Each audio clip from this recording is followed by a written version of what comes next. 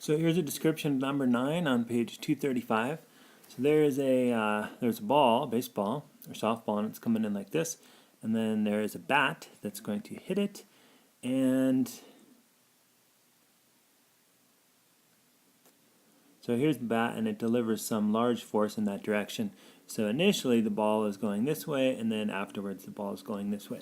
So the momentum of the ball went from something in this direction to something in this direction, meaning there had to be a large force in this direction, meaning to the left. So the change in momentum is definitely that way. But let's see what's going on. The question asks us to draw the situation. So here's before, here's after.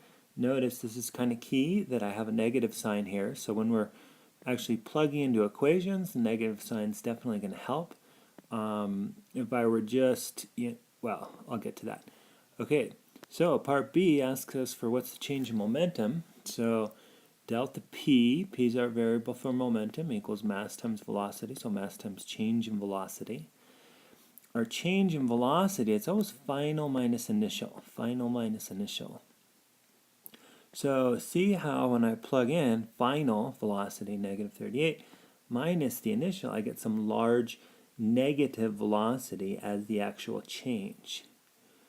If something goes from 26 to negative 38, it changed by, what is that, negative 64 meters per second in order for it to go from this to this. So this ends up being a change in velocity of negative 64 meters per second. So we multiply that by mass, and we end up with something like this, kilogram meters per second, 11.11. If you wanted to express your answer like this with an arrow sign indicating direction, that would be great. Impulse is change in momentum, so same thing, no calculations involved. But then part D says that, hey, if the bat here came into contact with the ball for 0.8 milliseconds, 0.8 milliseconds, and so you have to know how to convert. A millisecond is a tenth of a second, and I did not just say that. A millisecond is a thousandth of a second, and so this would be the correct conversion.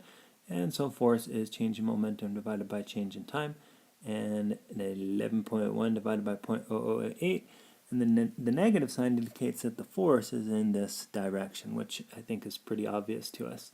But we get a whole bunch of newtons.